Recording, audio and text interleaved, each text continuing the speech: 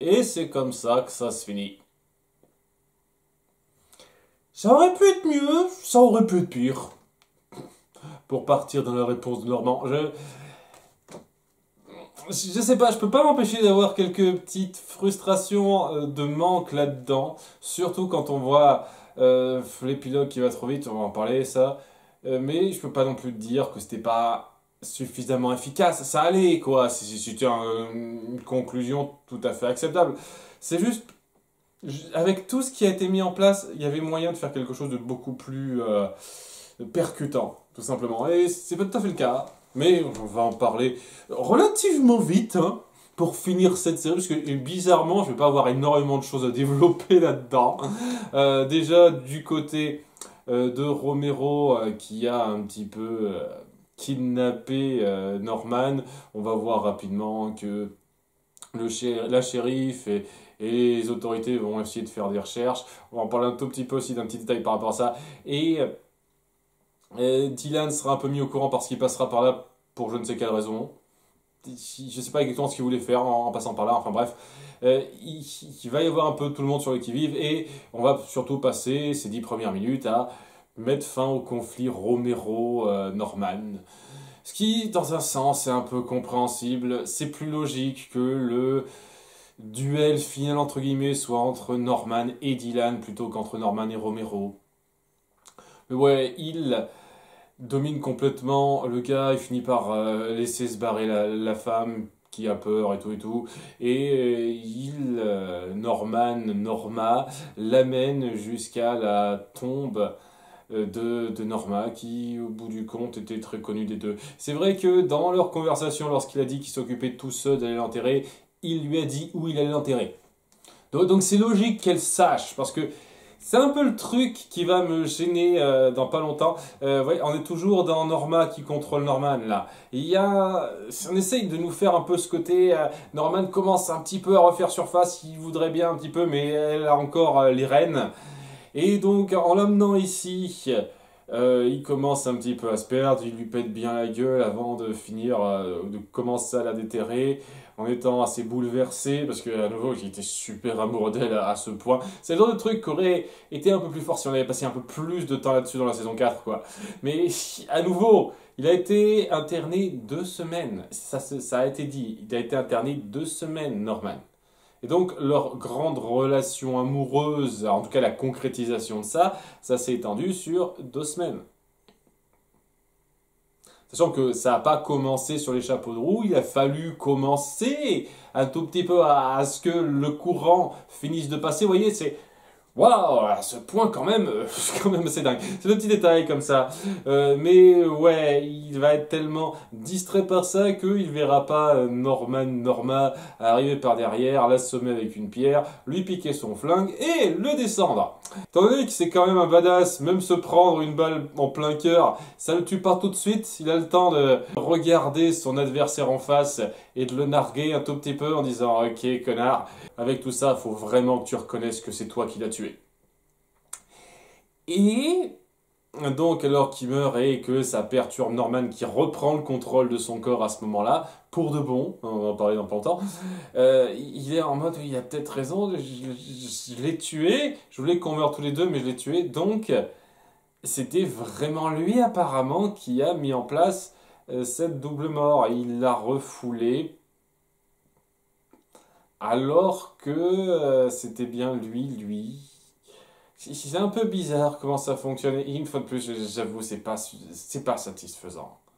C'est vraiment pas satisfaisant. Il dit, on essaye de le plaindre du fait que il veut pas la perdre parce qu'elle est importante, elle est tout pour lui. Mais c'est pas comme s'il allait la perdre s'il la partageait avec quelqu'un, vous voyez. Et c'est ça le problème. Il voulait pas la partager avec quelqu'un. Et c'est ça tout le souci de la fin de la saison 4. S'il avait été un tout petit peu plus ouvert à ça, ben ça aurait tout, il n'y aurait rien eu de tout ce bordel. Enfin bon. Et le truc avec ça, c'est que dans cette situation où il est un peu amoché, Romero est mort, le cadavre de sa mère est là, sa double personnalité se dit je me casse. Je peux plus trop faire grand chose pour toi, donc au revoir, démerde-toi. C'est plutôt moins ça qui est indiqué dans la façon dont elle se comporte. C'est-à-dire, au revoir. Je ne peux plus t'aider. Oh, tant pis, hein, la merde qui suit, c'est toi qui la gères tout seul. Et comment il va la gérer? En se créant une nouvelle illusion dans la tête, étant donné qu'il est vachement bien sonné, vu que comme je lui dis, il s'est pris pas mal de mandales de Romero, et il frappe très fort, celui-là, il va tomber dans les vapes et se faire une espèce de grosse hallucination où sa mère n'aura jamais été morte, et où il se resitue 5 ans en arrière, peu avant qu'il déménage en fait. Voilà, il s'imagine que sa mère est encore en vie, qu'ils n'ont pas encore déménagé ici et que il va se retrouver au motel pour la toute première fois. Donc en baladant le cadavre de sa mère jusque-là, la mettant sur une table et en disant je m'occupe de la réception. Et en faisant comme si toutes les marques de la police, il y a toujours les bandeaux là, prochez pas, enquête en cours, etc. Il les vire rapidement comme si c'était des petits trucs comme ça. Enfin, il est complètement pris dans son illusion de fin, à se dire qu'on vient d'emménager, on vient d'ouvrir ce motel, tout va bien. Tous les problèmes qu'on a eus n'ont pas eu lieu. C'est tranquille. Et juste à ce moment-là, pour le timing, il y a une famille qui passe. Hein, vraiment, c'est quelqu'un qui n'est pas du coin ou quoi que ce soit. Une mère et ses 2 enfants et qui vient louer une chambre et il se présente à eux tout propre. Bon, un peu amoché une fois de plus, donc il dit, il cherche une excuse rapide. Ah, je suis tombé des escaliers. Il leur loue une chambre. Le truc est un peu marrant, c'est que, étant donné que c'est une mère qui a 2 enfants, le parallèle est facile à faire, d'autant plus que l'un d'entre eux s'appelle Dylan. Dylan, qui est un prénom assez courant, hein, c'est pas non plus quel comme par hasard, mais voilà. Donc, c'est un petit peu ce qui va amener le petit coup de fil qui va suivre. Puisque bon, il va les loger rapidement, et il se dira, tiens, il faut que j'appelle Dylan pour qu'on soit à nouveau tous réunis, donc il l'appelle sur son portable. Et en disant écoute, on s'est installé au motel, je sais que vous n'êtes pas en super terme avec maman, je sais qu'il appelle Norma et tout, mais ça nous ferait plaisir si tu venais dîner avec nous. Donc lui il est un petit peu désemparé, quoi? Mais il joue le jeu, il dit ok je vais venir. En ayant vu juste avant son pote des saisons 2 à 4, je crois qu'on le voit rapidement dans la saison 4, encore pas des masses. Bref, son pote, des saisons 2-3 surtout, à qui il a demandé un flingue rapidement pour se défendre. C'est cool de revoir un vieux personnage, même si c'est pas un que les fans attendaient, mais bon, voilà. Vous vous souvenez de ce gars-là, il est là, hein, on est content pour lui, ça va bien aussi pour lui au passage. Donc juste avant ça, en prévision, parce qu'il se doutait qu'étant donné qu'il y avait Romero et Norman dans la nature, il y avait possibilité que ce soit la merde, ben, il a un flingue sur lui grâce à ça, et il décide de se rendre au motel pour essayer une dernière fois de sauver la situation. De lui faire entendre raison ultimement, en donnant un dernier coup de fil à Emma, en disant ok, j'ai eu ce coup de fil, je vais pas faire appel au shérif, parce que si elle débarque avec ses hommes, ce sera juste une tuerie. Et ironiquement, s'il avait appelé le shérif, peut-être qu'il aurait une chance de survivre à ça. Peut-être qu'il l'aurait un peu forcé sans le tuer. Mais non, hein, on ne saura jamais ça, évidemment. Il a, je pense, cette mentalité de vouloir nettoyer la merde qu'il n'a pas su bien gérer avant. Même si c'est pas sa merde à lui, mais bon, il était quand même très proche de cette merde-là, quoi.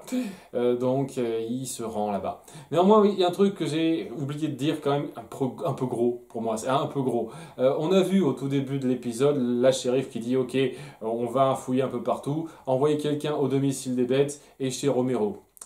La personne qui est allée chez les Bates, elle a genre fait le tour pendant 2 minutes et elle s'est barrée, apparemment, hein. C'est très bizarre, parce que de base, il devrait y avoir quelqu'un qui surveillerait les lieux. La logique voudrait que, étant donné que Romero et Norman Bates sont disparus tous les deux durant cette période, il y a quelqu'un qui reste pour surveiller les 2 lieux les plus clairs où il pourrait se rendre, quoi. Non, c'est la personne en question qui a juste jeté un coup d'œil rapide et elle s'est barrée. C'est un truc un petit peu gros, ça, je dois avouer, mais c'est pour justifier le fait que c'est seulement Norman et Dylan. et le cadavre de Norma. Il l'a pas vu venir celle-là, au passage. Hein.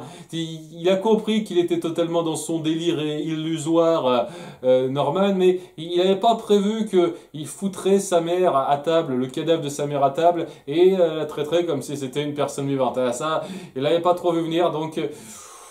quelques petits walkers à cause de ça, et c'est la grande confrontation, et je dois avouer que oui, c'est putain de puissant.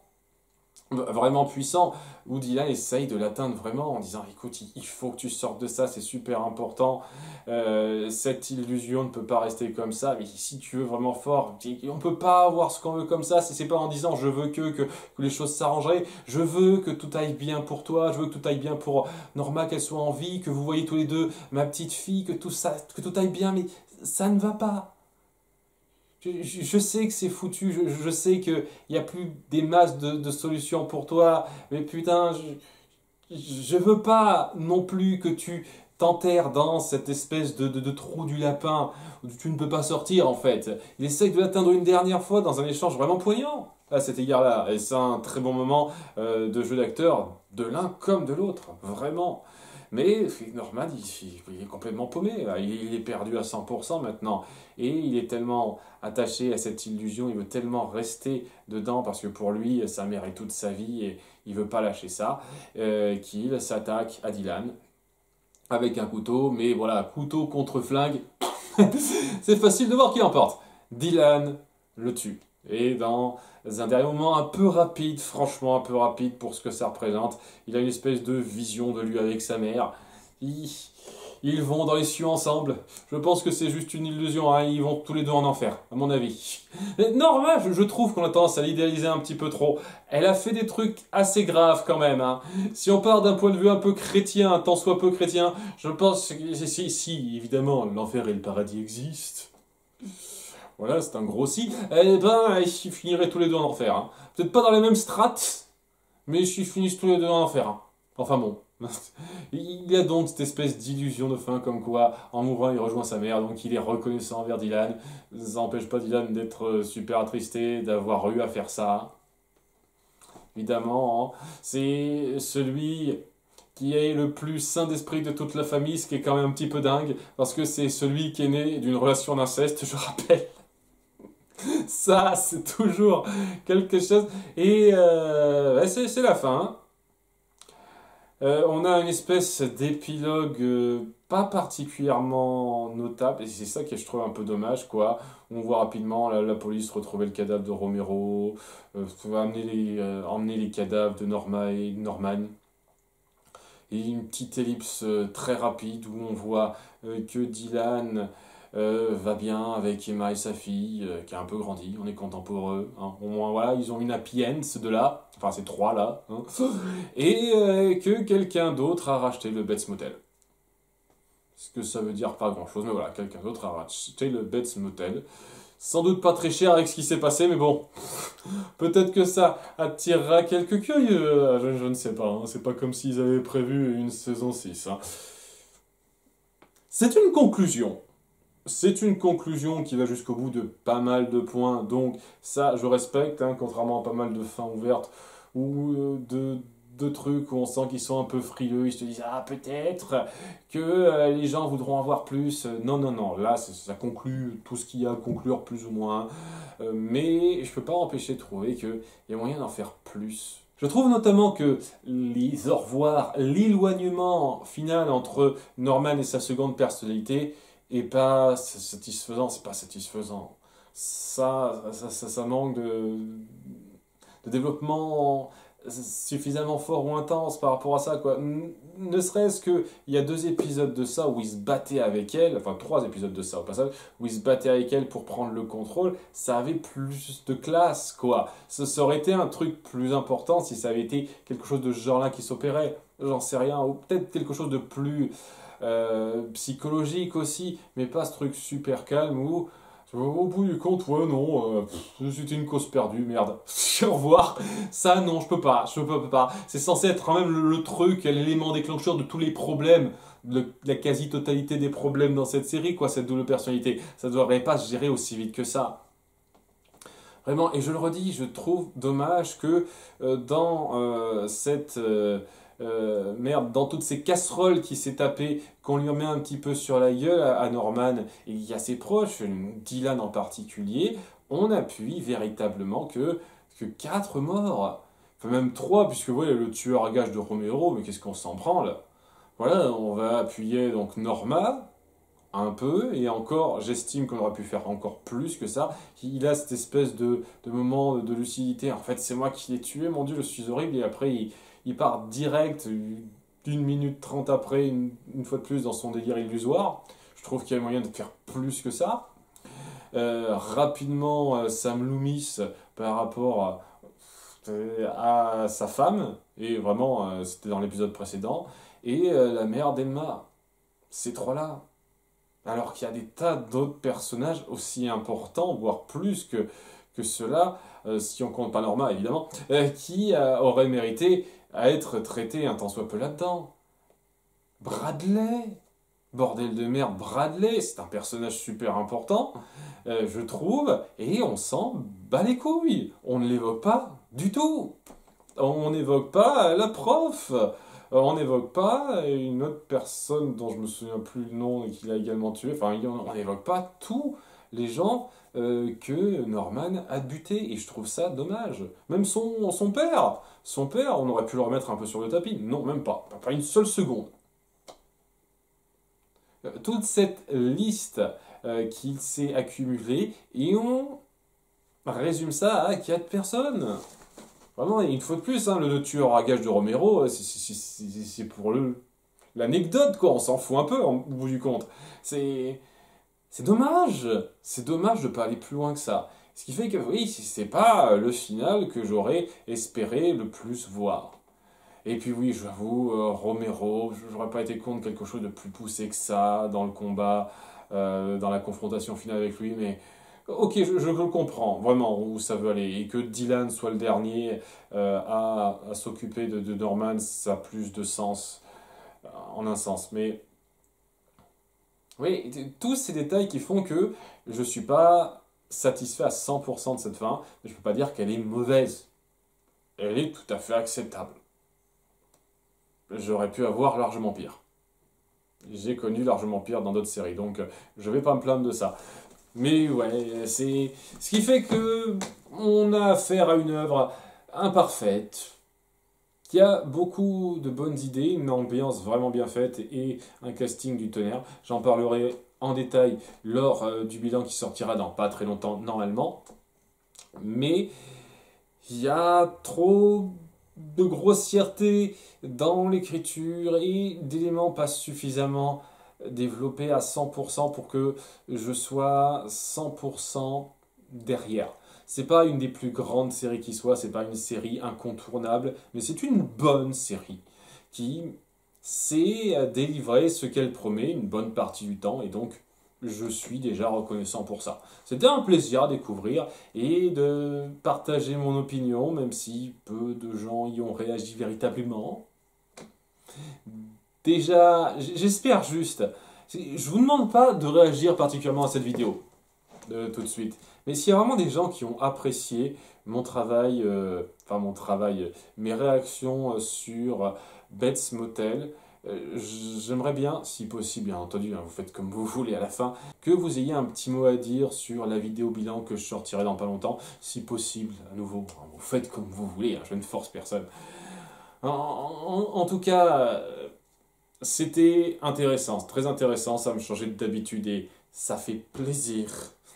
Parce que pour la prochaine fois, je vais traiter une série qui devrait me plaire logiquement, mais qui pourrait tomber dans certains travers que j'ai l'habitude de pointer. Donc on verra bien. Mais oui, dans les soucis et les points positifs de cette série, c'était rafraîchissant de traiter ça. Parce que c'est pas du tout de la même veine que la plupart des séries que je fais en réac. Donc ça fait plaisir de temps en temps d'avoir ça. Mais on va retomber sur du qui vous parlera plus, je l'espère en tout cas. Mais on aura l'occasion de voir ça en détail par la suite. Je vous donne rendez-vous pour la vidéo bilan dans pas très longtemps. Bye!